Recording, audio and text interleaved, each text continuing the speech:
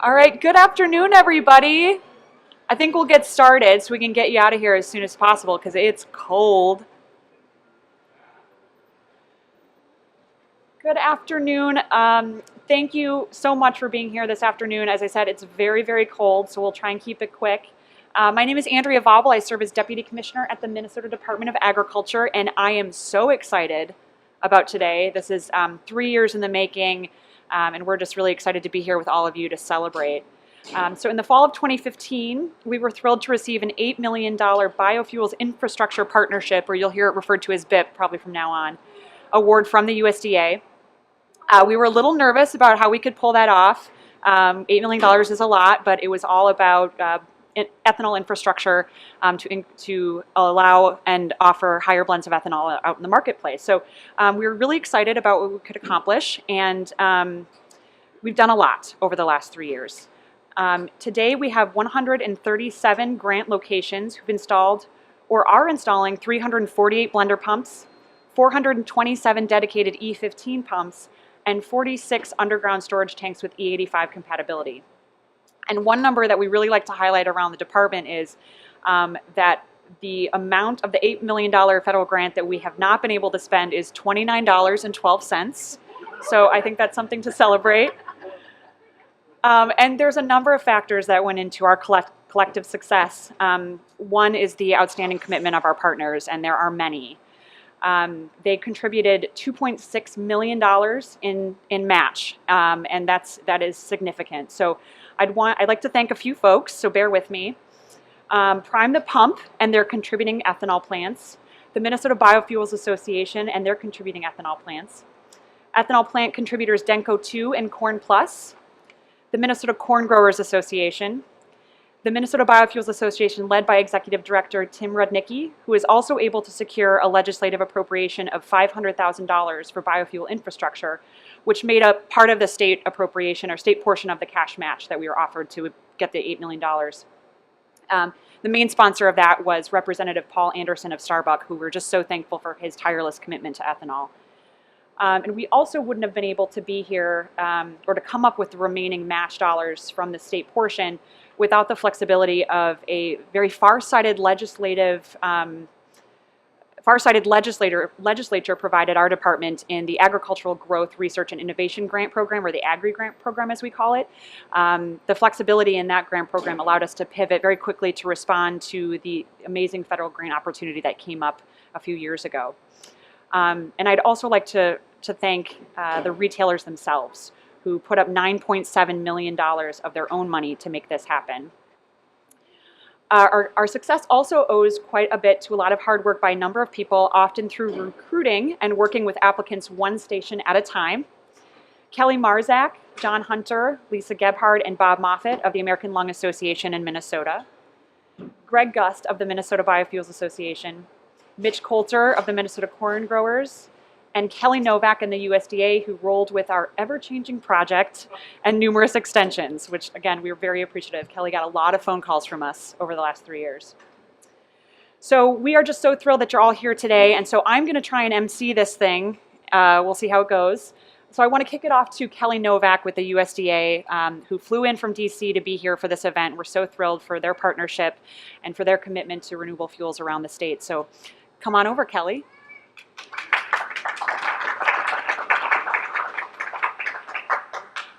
It's a warm day, Kelly. Thanks for turning up the heat. First of all, I really want to thank you for inviting me here to this event today. I have to say that I've worked with 20 different states over the last 3 years on this program.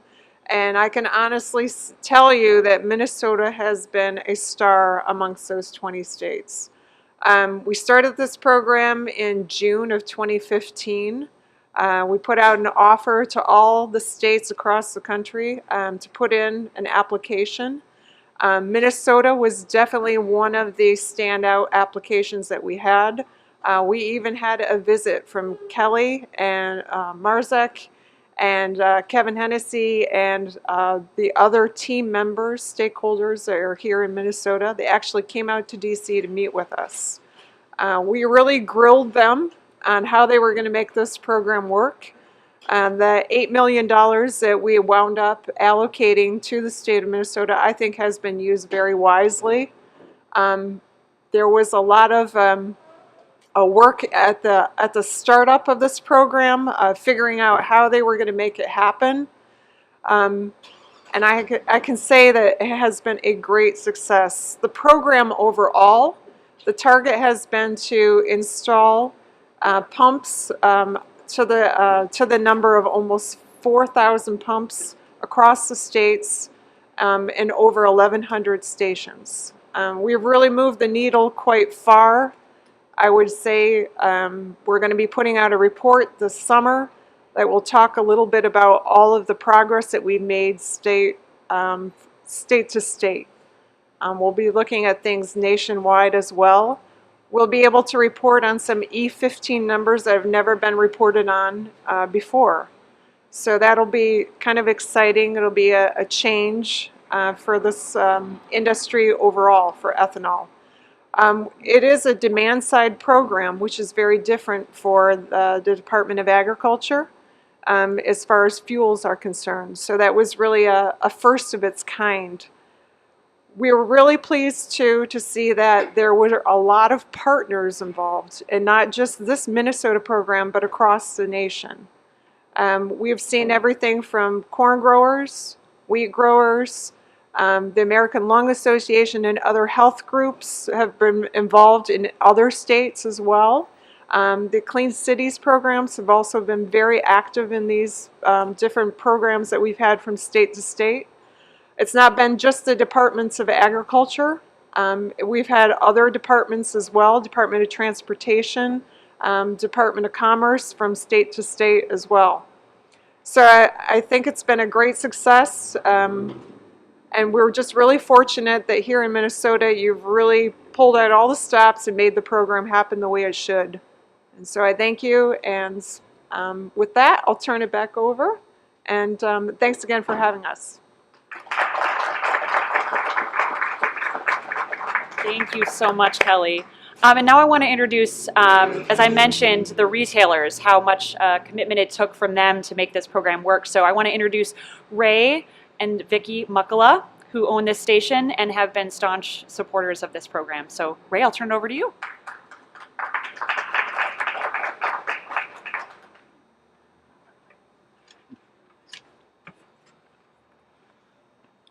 Got to have the power behind the business next to me.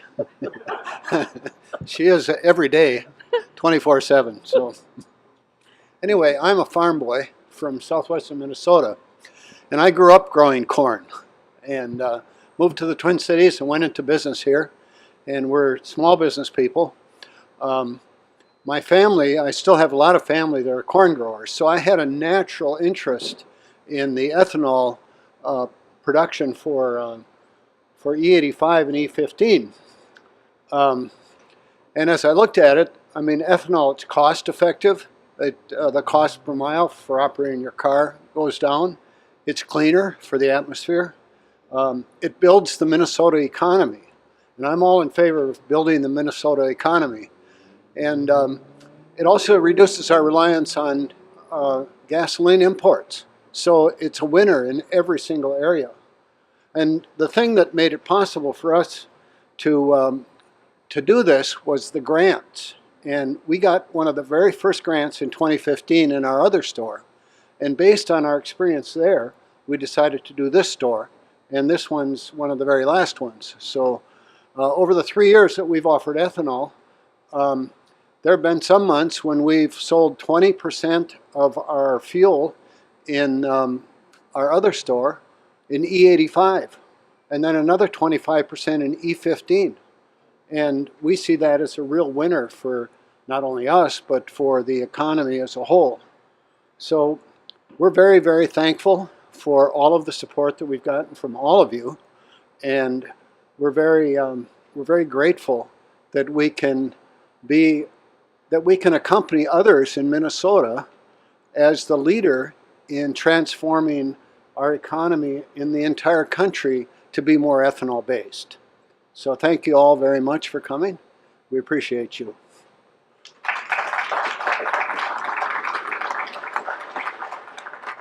Thank you so much. And now we get to hear, so we're very lucky in the state of Minnesota to have both of our senators on the Ag Committee. And so they've both been very, very committed supporters of the renewable fuel industry. And so we're so proud to have them representing us in Washington. So they both couldn't be here today. So they have wonderful representatives here in their place. So for Senator Amy Klobuchar, we have Thomas Leopold here to say a few words. So come on up, Thomas.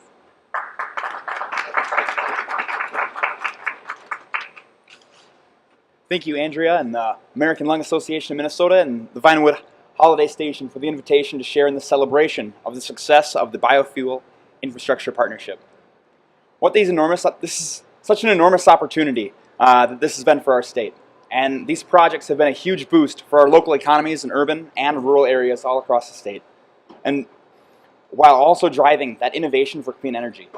Senator Klobuchar has been a big supporter of this program, partnering with the Minnesota Department of Agriculture and the United States Department of Agriculture all the way back to 2015 to help get this grant approved. In fact, last year, when shipping delays and the inability to install these pumps during the winter months threatened the grant for several Minnesota gas stations, Senator Klobuchar worked closely with the USDA and the MDA to ensure that extensions were provided.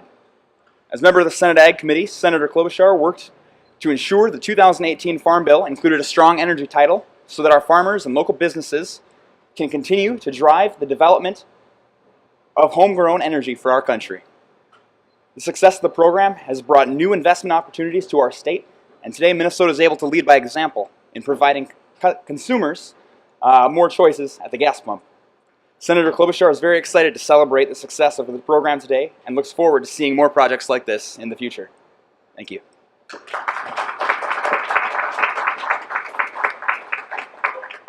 Thank you, Thomas. And then finally, we'll hear from Paula Sunday, who's here representing Senator Tina Smith. Ooh, it is a cold one, and I'm the last one. Well, hello, everybody. I'm Paula Sunday, and I'm the Outreach Director for Senator Tina Smith. As a member of the Senate Ag Committee, Senator Smith knows the importance of expanding our use of renewable fuels. My mouth is cold. That creates jobs and economic development across Minnesota now and into the future. Today, she sends congratulations to everyone who has played a role in bringing our state to this important milestone. Minnesota, as usual, is showing the nation what a cleaner energy future looks like. A key part of the future is creating the infrastructure at stations like this one that gives drivers in Minnesota and hopefully across the nation a choice to use locally grown biofuels. She applauds the collaboration, this public-private partnership, in making Minnesota a leader in biofuel infrastructure. As your senator, she will continue to advocate for year-round E15 and continue to push the president's administration to make good on his commitment to allow E15 before next summer's driving season.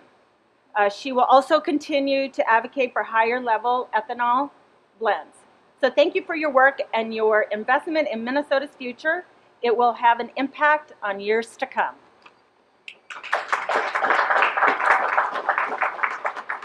Thank you so much, Paula. Again, thank you all so much for being here. We're so appreciative of your commitment to our state and to our growers and our retailers around the state. So thank you so much. We appreciate it, and please go get warm.